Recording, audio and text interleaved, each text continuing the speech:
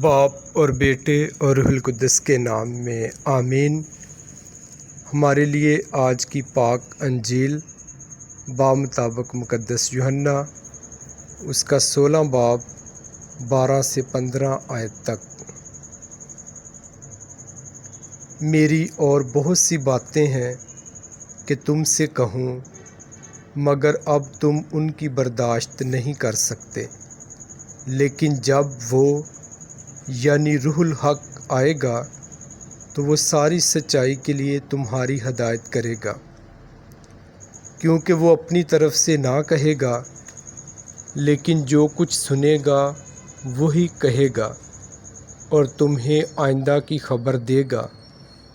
وہ میری بزرگی کرے گا، اس لیے کہ وہ مجھ سے پا کر تمہیں خبر دے گا۔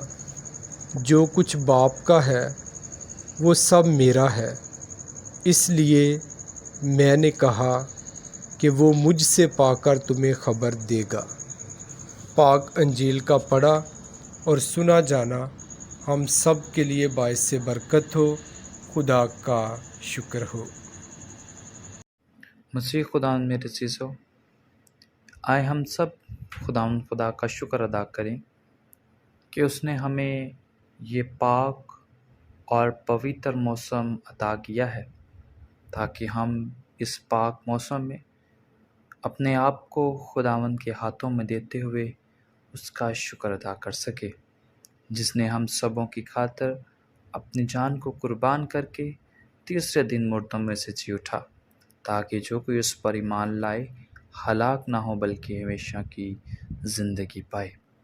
تو آج ہم پاشخا کے چھٹے ہفتے کے بدھ کے روز خدا کا خاص شکر ادا کرتے ہیں کہ اس نے آج ہمیں اپنے کلام سے سیر کیا ہے۔ آج کے دن ہم خدا کے پاس آتے ہیں اور اس کے کلام سے سیر ہوتے ہیں۔ آج کی پہلی تلاوت جو کہ رسولوں کے اعمال اور اس کے 17ویں باب میں سے لی گئی، وہاں پر ہم سنتے ہیں کہ کس طرح خدا کا بندہ مقدس پولس رسول خدا کی منادی کرتا ہوا جگہ بجگہ غیر قوموں میں جا کر خدا کی منادی کرتا ہے۔ تو جب خدا کا یہ بندہ غیر قوموں میں جاتا ہے تو وہاں پر دیکھتا ہے کہ وہاں پر بہت سارے لوگوں نے غیر معبودوں کے بت بنا کر ان کی پوجا کرتے ہیں اور خدا کو بھول بیٹھے ہیں۔ تو جب وہ دیکھتا ہے تو اس کا دل جل جاتا ہے، تو وہ فوراً ان سے کہتا ہے کہ میں اس خدا کی منادی تمہارے پاس کرنے آیا ہوں جس کو تم نہیں جانتے۔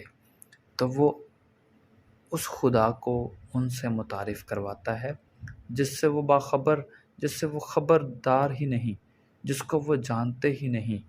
تو وہ انہیں یسوع سے متعارف کرواتا ہے، انہیں یسوع سے ملواتا ہے، جس طرح کی آج کی انجیل مقدس میں یسوع مسیح کہتے ہیں کہ روح الحق ساری سچائی اور سب کچھ اور سب چیزوں میں تمہاری ہدایت کرے گا۔